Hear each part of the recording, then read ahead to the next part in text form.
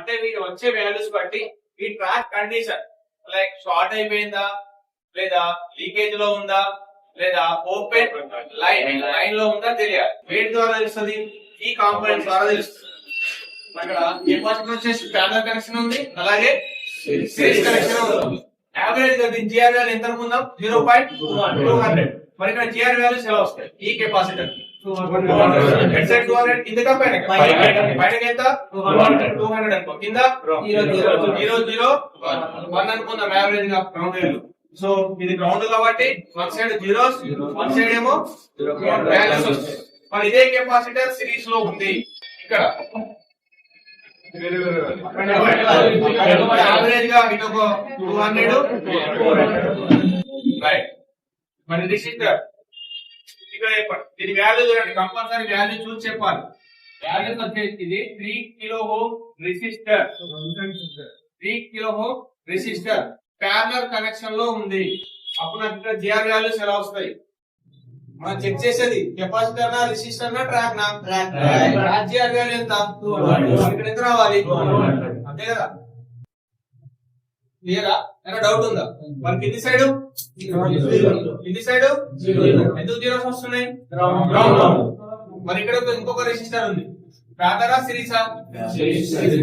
Values ఎలా ఉన్నాయి? 2 kilo ohm resistor ఉంది. మరి ఇక్కడ వాల్యూస్ ఎలా వస్తాయి? ఇప్పుడు డిఫరెంట్. యావరేజ్ ఎంత రావచ్చు? ఇటు 200 సైడ్ 400. ఇక్కడ కేర్ఫుల్ గా వచ్చారు. ఇప్పుడు ఇక్కడ ఉన్నది ఎవరు? 0 రెసిస్టర్, 0 రెసిస్టర్. వాల్యూ ఉందా? వాల్యూ లేదు. ట్రాక్ వాల్యూ ఎంత? మరి ఇక్కడ ఎంత రావాలి? మరి ఇటు సైడ్ సో 100 ఓమ్స్ కన్నా తక్కువ ఉన్నది కాబట్టి దీనికి 2 సైడ్ సేమ్ జిఆర్ వాల్యూ వస్తేనే ఈ రెసిస్టర్ బాగుంది, ఆ ట్రాక్ బాగుంది. ఈ రెసిస్టర్ ద్వారా ఈ ట్రాక్ బాగుంది అని తెలిసింది. ఇదే 100 ఓమ్స్ కన్నా ఎక్కువ ఉన్నదని చెక్ చేస్తున్నాం, అప్పుడు వాల్యూస్ ఎలా రావాలి? డిఫరెంట్ వాల్యూ రావాలి. అప్పుడు ఏమైనట్టు ఈ ట్రాక్ ఒకే కండిషన్ లో ఉంది. కెపాసిటర్ ఉంది, కెపాసిటర్ సిరీస్ లో ఉంది, 2 సైడ్ డిఫరెంట్ వాల్యూస్ ఉన్నాయి, అప్పుడు కూడా ట్రాక్ బాగుంది. ఇక్కడ కెపాసిటర్ ఉంది, ప్యారలల్ కనెక్షన్ లో ఉంది, వన్ సైడ్ వాల్యూస్ వస్తున్నాయి, అప్పుడు కూడా ట్రాక్ బాగానే ఉంది. మరి ఇన్ కేసు ఇక్కడ నాకు వీటన్నిట్లో ఫర్ సపోజ్ ఇక్కడ ఉన్న ఈ కెపాసిటర్ అనుకుందాం, ఈ కెపాసిటర్ అనేది షార్ట్ అయింది, ఈ కెపాసిటర్ అనేది షార్ట్ అయింది. షార్ట్ అవుతే వాల్యూస్ ఎలా వస్తాయి? 0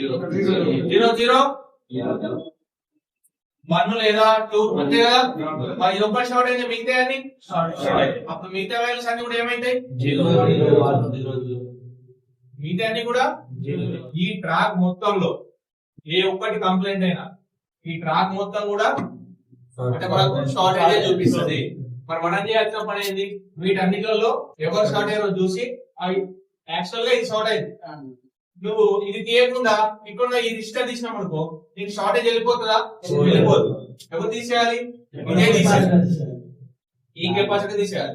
మరి ర్యాండమ్ గా మనం ట్రాక్ లో ఉన్న ప్రతి ఒక్కటి సింగిల్ గా తీసేసుకుంటూ పోతే ఇది తీసేసేదాకా కూడా మనకు వాల్యూస్ అనేది కావాలి. ఫర్ సపోజ్ నువ్వు ప్యానల్ లో ఉండే తీసేస్తున్నావు, ఓకే నాట్ ఇష్యూ.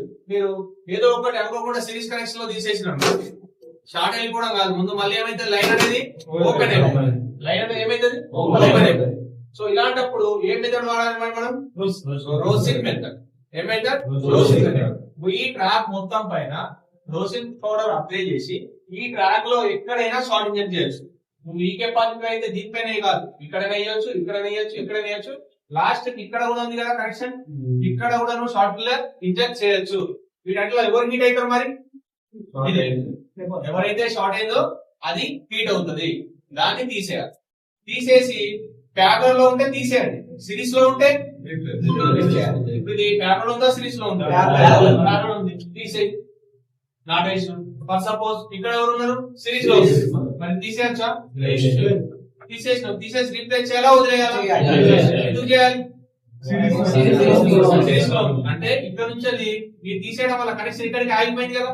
సో ఇక్కడ నుంచి ఫార్వర్డ్ అవ్వాలి అంటే కంపల్సరీ ఇక్కడ మనం రీప్లేస్ చేయాలి. ఫార్వర్డ్ అయితే అంటే ఫార్వర్డ్ అవ్వాలంటే కంపల్సరీ కనెక్షన్ అనేది ఉండాలి. సో ప్యారలల్ లో ఉంటే తీసేయి, సిరీస్ లో ఉంటే రీప్లేస్ చేయాలి.